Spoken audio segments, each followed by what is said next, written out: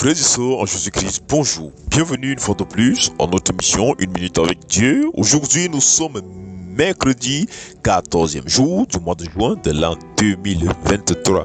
Nous bénissons le Dieu créateur du ciel et de la terre, Elohim, le Dieu d'Abraham, le Dieu d'Isaac, le Dieu de Jacob, en Jésus-Christ notre Seigneur et Sauveur, pour la grâce qu'il nous donne de partager encore ensemble en ce jour. Je suis le serviteur Manel. Et mon bien-aimé, aujourd'hui, je voudrais que nous continuions à partager sur ce dont nous partageons hier en première partie de notre émission. Il s'agit du fait qu'il est important pour nous d'être des personnes qui ne se contentent pas juste de dire que je ne commets pas tel ou tel autre péché, mais aller plus loin en étant des personnes qui portent des fruits, c'est-à-dire des personnes qui vivent des bonnes œuvres, car mon bien-aimé, c'est à ça que l'Éternel nous attend. Et pour cela, je voudrais que nous commencions par prendre l'exemple de notre Seigneur, le Seigneur Jésus-Christ. La Bible nous fait comprendre que le Seigneur Jésus-Christ est venu et il a vécu avec nous, il n'a commis aucun péché.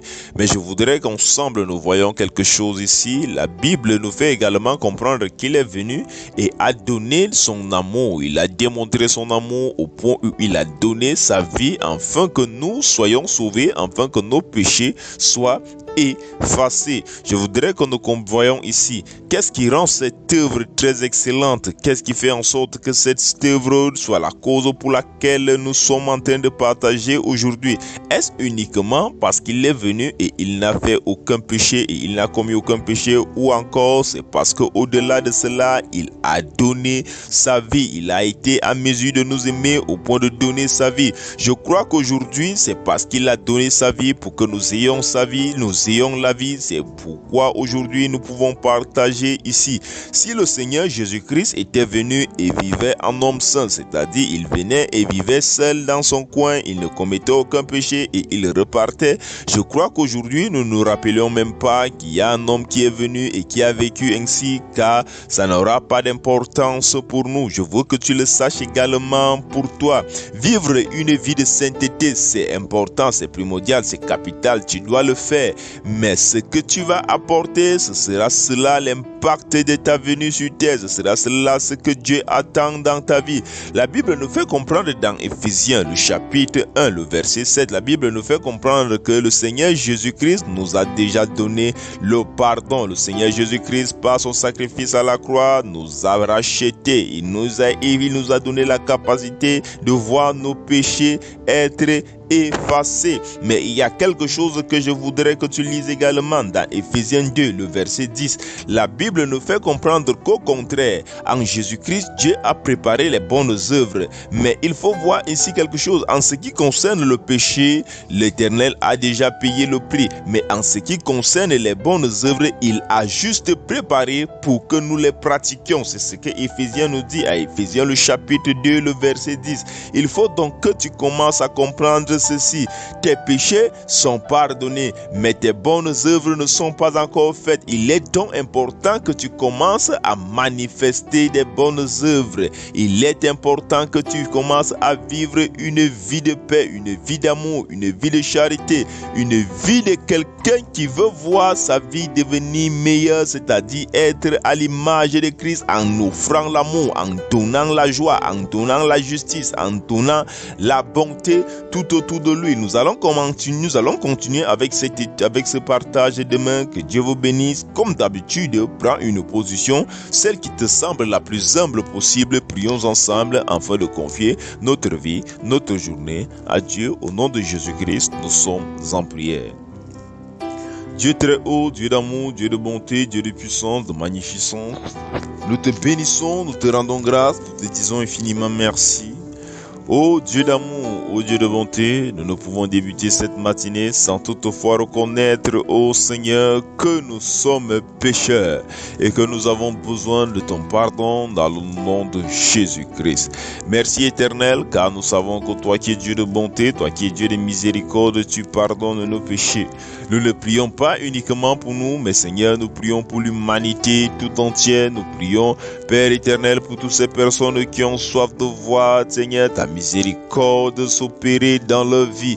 Éternel vivant, éternel Dieu de bonté, éternel Dieu de grâce, éternel Dieu de puissance et de magnificence. En cette journée, nous venons d'une manière particulière nous remettre à toi, afin que cette journée soit entre tes mains.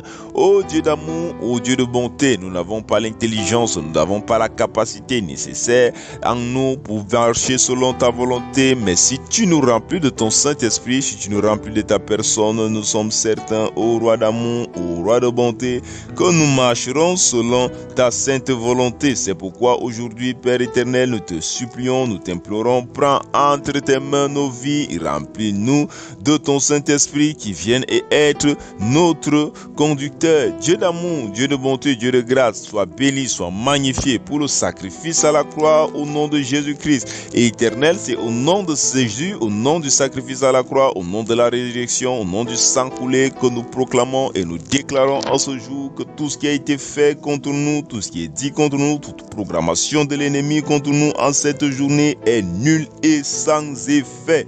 Nous déclarons aujourd'hui que nous marchons de victoire en victoire. Nous déclarons que nous nous rapprochons de toi en ce jour. Nous déclarons qu'en cette journée, nous avons le raffermissement de notre relation dans le nom puissant et souverain du Seigneur Jésus-Christ. Père éternel, Père d'amour, Père de bonté, Père de grâce, Père de puissance et de magnificence. Merci éternel d'amour parce que tu te souviens aujourd'hui de tous ceux qui sont dans le besoin, de tous ceux qui sont dans le manque, de tous ceux qui crient à toi. Éternel vivant, éternel puissant, nous prions d'une manière particulière en cette journée que tu te souviennes, ô Dieu, de toutes ces personnes qui souffrent dans leur famille, de toutes ces personnes qui souffrent dans leur couple. Éternel, tu es le Dieu des familles, tu es le Dieu des couples, Père éternel, nous prions afin que tu imposes ta main dans toutes ces relations, dans toutes ces familles, afin que la paix vienne et règne, que ton nom soit béni, que ton nom soit glorifié. Seigneur, souviens-toi des malades, des affligés, des veuves et des orphelins. Tu es le Dieu de grandeur. Souviens-toi des zones de guerre. Père, sois béni, sois magnifié, sois élevé, sois exalté. C'est dans le nom puissant et souverain du Seigneur Jésus-Christ que nous avons ainsi prié. Amen. Nous sommes arrivés à la deuxième partie de notre émission. Il s'agit de celle du partage quotidien et comme vous le savez, nous sommes en train de partager ensemble sur le livre d'Éphésiens. Et hier, nous avons commencé à partager sur Éphésiens le chapitre 6. Nous avons parlé du verset 12. Le verset 12, on nous dit que nous n'avons pas à lutter contre la chair et le sang. Ici, nous avons dit hier que le verset 12 nous montre ici quel est notre réel adversaire et nous montre de quelle façon nous devons nous comporter parce que différentes situations que nous rencontrons dans notre vie. Nous l'avons dit hier. Nous pouvons être face à des difficultés au lieu de service, dans nos familles, dans notre mariage, dans nos relations dans la société. Et lorsque nous regardons, nous voyons que c'est une personne qui est derrière cela. C'est une personne qui nous met, comme on dirait, les bâtons dans les roues. Mais la Bible nous montre ici qu'au fond, nous ne devons pas commencer notre combat en disant que nous allons combattre cette personne, mais nous devons comprendre que ce qui se passe en réalité, c'est qu'il y a un esprit derrière, il y a un esprit derrière et c'est cet esprit que nous devons commencer à combattre.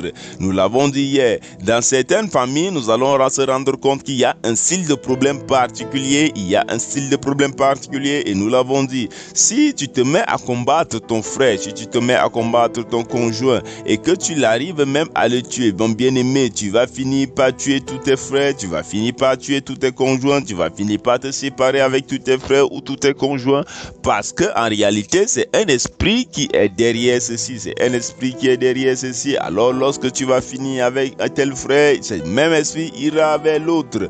Or, si tu combats cet esprit par les moyens que Dieu t'a donnés, alors je suis certain d'un jour, lorsque cet esprit s'éloignera, tu verras la paix, tu verras la réconciliation. Le verset 13 nous dit, c'est pourquoi prenez toutes les armes de Dieu afin de pouvoir résister dans les mauvais jours et de tenir ferme après avoir tout surmonté. Au verset 14, on va dire, Tenez donc ferme, ayez à vos reins la vérité pour ceinture, revêtez la cuirasse de la justice. Ici, nous nous rendons compte que quelque chose, la Bible nous montre l'attitude que nous devons avoir, la Bible nous montre les choses que nous devons avoir.